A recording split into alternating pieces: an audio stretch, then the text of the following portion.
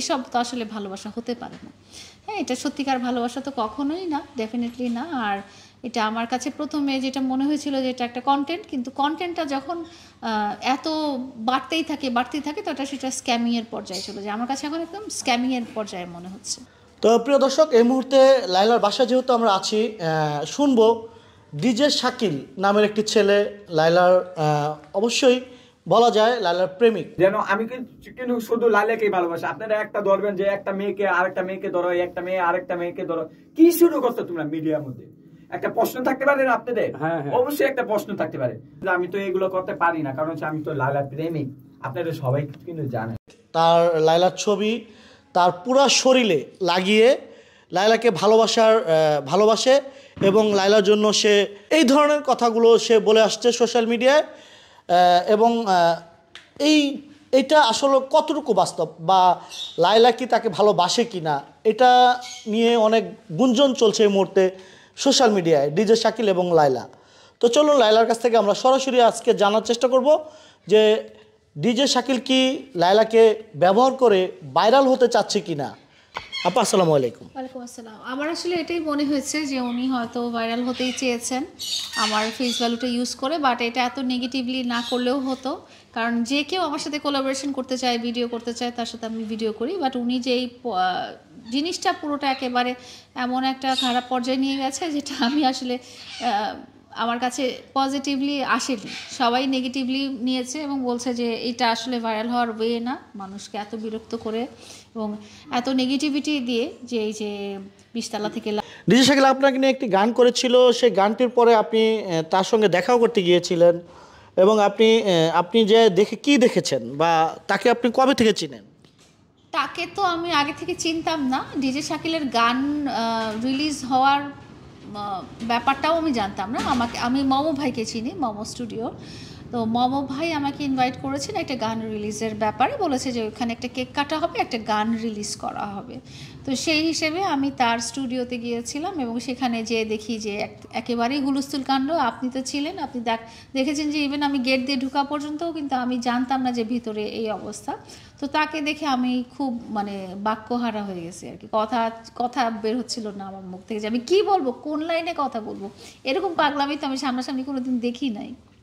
আচ্ছা, ডিজে শাকিল আপনাকে ভালোবাসে, সেদিন তিনি আপনাকে সরাসরি প্রপোজ করেছিল, আপনি কি তার ভালোবাসা অ্যাকসেপ্ট করেছেন কিনা? এটা তো কোনো ভালোবাসা হইতে পারে না, এভাবে ভালোবাসা বা শিবা কোনো সম্পর্ক হয় না আসলে।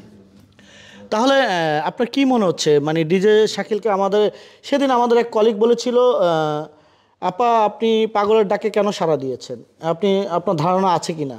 না, আমার তো কোনো ধারণা ছিল না ওখানে যে আরেকজন ব্যক্তি এরকম অদ্ভুত একটা সাজে বসে আছেন, এটা তো আমি জানতামই না, ঢুকার আগ পর্যন্ত জানতাম না। পাগলের ডাকে তো আমি সাড়া দিইনি, আমি গিয়েছি একজন মিউজিক ডিরেক্টর প্রডিউসারের গান রিলিজের ব্যাপারে, এবং আমি এইসব প্রোগ্রামে যাই, কোনো একটা ওপেনিংয়ে যাই বা কোনো একটা প্রমোশনে যাই, তো সেটাও ওরকম একটা ব্যাপার ছিল। কিন্তু যে এই ধরনের পজিশনে আসবো এটা আমার চিন্তার বাইরে, এবং পরবর্তীতে আমি যখন চিন্তা করি না, আমার না খুব আনইজি লাগে ব্যাপারটা, এটা আমি একদমই পজিটিভলি নিতে পারিনি জিনিসটা, এবং আমি ডেফিনেটলি আর কোনোদিনও ওই রকম পরিস্থিতিতে পড়তে চাই না। এবং ডেফিনেটলি আমি ওই ভদ্রলোকের সাথে যারা এতগুলো ছবি টবি লাগিয়ে ঘুরে বেড়াচ্ছে, তার সাথেও কোনো রকম ব্যক্তিগত বা প্রফেশনাল কোনো রকম কন্ট্যাক্টে যেতেই চাই না।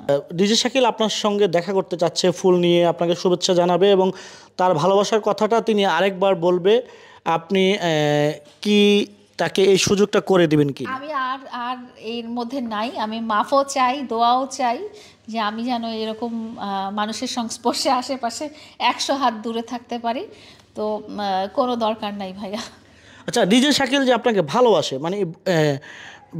আপনাকে ভালোবাসার কারণ কি? পৃথিবীতে আরও তো মেয়ে আছে, তার বয়সী মেয়ে আছে, এবং আপনার বয়স তার বয়স অনেকটাই আমি বলবো ডিফারেন্ট। তো এই যে বয়সের গ্যাপ, তিনি তো এটা বুঝে শুনেও তিনি এই ধরনের পাগলামি করার মানে কি? এই যে বললাম, আমার কাছে মনে হয়েছে এটা কন্টেন্ট এবং তা পরিকল্পনা অনুযায়ী উনি করেছেন। ডেফিনেটলি উনি আমাকে ভালোবাসেন না, ডেফিনেটলি আমার জন্য ওই রকম কোনো ফিলিংস ওনার নাই। এটা ওনার কন্টেন্ট একটা তৈরি করেছেন, হয়তো ভাইরাল হওয়ার জন্য। এতটুকুই আমি বলবো। আর আমার যখন নিউজ ফিডে আমি এই ভদ্রলোকের কোনো ভিডিও আসে আমি একদম ইগনোর ব্লক এগুলো করে দিই, আমি নিজেও দেখি না আর। আচ্ছা ডিজে শাকিল, একটা জিনিস কিন্তু না বললেই না আপা, সেটা হচ্ছে ডিজে শাকিল আপনার পক্ষ নিয়ে মামুনকে অনেক কথাবার্তা বলেছে।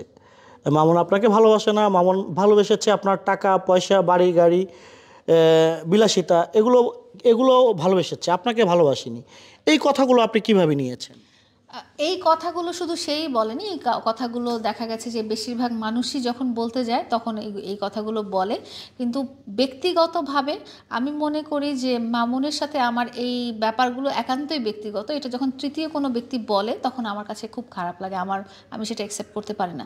মামুনকে বকা দেওয়ার, গালি দেওয়ার, যা ইচ্ছা তাই বলা, সেটার রাইট শুধু আমারই থাকবে। আমি চাই না যে আমার ব্যাপার নিয়ে অন্য কেউ মামুনকে ছোট করুক। আমি চাই না যে অন্য কোনো মানুষের কাছে, অন্য কোনো মানুষ দ্বারা মামুন ছোট হোক। এবং সেখানে যখন কেউ মামুনকে ছোট করতে চায় তখন আমি পরবর্তীতে এই ব্যাপারটা খুব ইজিলি নেই না। পরবর্তীতে আমি বলি যে এটা ঠিক হয়নি, মামুনকে অন্য কেউ ছোট করতে পারবে না, কারণ মামুন ওদের সাথে কারোর সাথে কোনো খারাপ কিছু করেনি। প্রিয় দর্শক, আমরা যদি একটু উদাহরণ দেই, ভালোবাসা আসলে মন থেকে আসে, জোর করে কখনো কারো ভালোবাসা আদায় করা যায় না। লায়লা বরাবর একটি কথা বলেছে, উদাহরণ দিয়ে বলেছে, আমাদেরকে উদাহরণ দিয়ে অনেক সময় অনেক কথা বলেছে, আমরা কারোর জন্য অপেক্ষা করেছি কিনা, আমরা প্রেম করেছি কিনা, এই ধরনের কথা বলেছে লায়লা বরাবরের মতো। আমি বলবো যে আসলে ভালোবাসা কোনো বয়স, কোনো জাত, কোনো ধর্ম, কোনো কিছুই মানে না। ভালোবাসা এমন একটা জিনিস, সেটা আবারও লায়লা প্রমাণ করলো। মামুনের যদি বদনাম লায়লার সামনে কেউ করে থাকে সেটা লায়লা অবশ্যই সহ্য করতে পারে না। তো ডিজে শাকিল লায়লাকে ভালোবেসে অফার করে মামুনের নামে যেগুলো বলেছে আসলে সেগুলো লায়লার সহ্য করার মতো না। তো লায়লা আপা, আমি জানতে চাইবো যে আপনি কি আসলে শাকিলকে ভালোবাসেন কি না, বা তাকে তিনি যে ধরনের পাগলামিগুলো করছে আপনি কি এগুলোর বিরুদ্ধে অ্যাকশনে যাবেন কি না? ওনাকে তো ভালোবাসা কোনো প্রশ্নই আসে না, কোনোভাবেই আসে না, কোনোভাবেই আসে না। এবং ওনার যে কন্টেন্ট যেগুলো হয়েছে, যে নাচানাচি এসে, সেটাও আমার ভালো লাগছে না, একেবারেই ভালো লাগছে না। এবং আমি তাদেরকে হুঁশিয়ারি করে আমার ফেসবুক পেজে আমি একটা স্টেটমেন্ট দিয়েছি যে যদি জিনিসটা বাড়তেই থাকে এবং যদি জিনিসটা স্ক্যামিংয়ের পর্যায়ে চলে যায় তাহলে আমি অবশ্যই আইনি সহায়তা তাদের এগেনস্টে নিব, কারণ এটা থামা দরকার। একদম ভালো লাগছে না জিনিসটা। এটা আপনি কি মনে করছেন? আপনার কি এই যে ডিজে শাকিল আপনাকে নিয়ে যে কথাবার্তাগুলো বলছে, এতে করে আপনার কি মানহানি হচ্ছে না? উনি যেভাবে বলছে, জিনিসটা যেভাবে প্রেজেন্ট করছে, অবশ্যই তো একটা মানহানি হচ্ছে, অবশ্যই মানহানি হচ্ছে। যদিও আমি প্রথম দিন যখন আমি হঠাৎ করে অবাক হয়ে গিয়েছিলাম যে এটা কী ধরনের জিনিস, তো আমি বুঝে উঠতে পারিনি যে আমি কোন লাইনে আমি বক্তব্যটা দেবো। কিন্তু এখন যখন দেখছি যে জিনিসটা আসলে স্ক্যামিংয়ের পর্যায়ে এত বেশি, আমার এই মানে সবাই মনে করছে আমি হয়তো আমার পেজের রিচ বাড়ানোর জন্য বা আমার ফেমের জন্য আমি টাকা পয়সা দিয়ে ছেলেটাকে এনেছি, যেটা সম্পূর্ণ মিথ্যা। আমি তো চিনিই না, আর আমি এটা আমার তো দরকার নাই এসব, এই ধরনের ফেমের আমার কোনো দরকার নাই। তো আমার অবশ্যই মানহানি হচ্ছে। দিন শেষে আপনার একটা আছে, আপনি একটি সমাজে বাস করেন, তো সেই সমাজে আপনি কতটুকু প্রতিপন্ন হচ্ছেন এই ডিজে শাকিলের জন্য? হ্যাঁ, দিন শেষে সবাই একটা সমাজে বসবাস করে এবং সবাই আমাকে জানিয়েছে যে এটা তো আসলে লায়লা তোমার সাথে যায় না, এবং আমরা আশা করি না। সবাই ভাবছে কি যে এই স্ক্রিপ্টটা হয়তো আমার এন্ড থেকেই আসছে, বাট জিনিসটা কিন্তু আমার এন্ড থেকে আসেনি। আমি এটার জাস্ট পরিস্থিতির শিকার হয়ে গেছি। মামুনের শূন্যস্থান আসলে আমি সেদিনকেও বলেছি, এখনও বলবো, মামুনের শূন্যস্থান পূরণ করার মতো কেউ আছে কি না আপনার জীবনে? না, মামুনের শূন্যস্থান পূরণ করার মতো কেউ নাই। আর মামুন যেহেতু আর কোনো দিন ফিরেও আসবে না, তো আমি ওই জায়গাটা আলাদাই করে রেখেছি। এই জায়গাটা আর কখনো কাউকে দিয়ে আমি পূরণ করব না, এটা ওইরকমই থাকবে। প্রিয় দর্শক, আসলে লায়লা সেদিনকেও বলেছে মামুনের শূন্যস্থান পূরণ করার মতো তেমন কেউ লায়লার জীবন এখনও আসেনি, আর ভবিষ্যতেও আসবে না। নারী হচ্ছে মায়ের জাত, নারী হচ্ছে বোনের জাত, নারী হচ্ছে স্ত্রীর জাত। নারীদেরকে সম্মান করা উচিত, আমরা নারীদেরকে সম্মান করি, ভালোবাসি।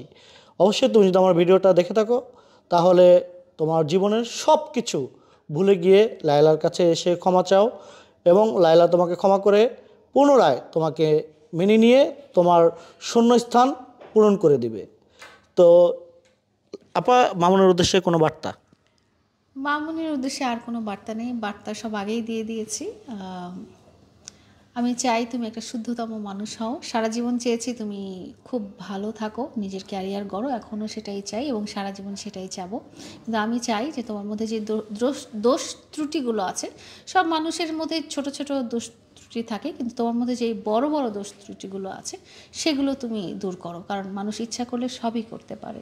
তো আমি চাই তুমি একজন শুদ্ধতম মানুষ হও। তো প্রিয় দর্শক, সকলে ভালো থাকবেন, আপনাদের সুস্থতা কামনা করে শেষ করছি। আল্লাহ হাফেজ।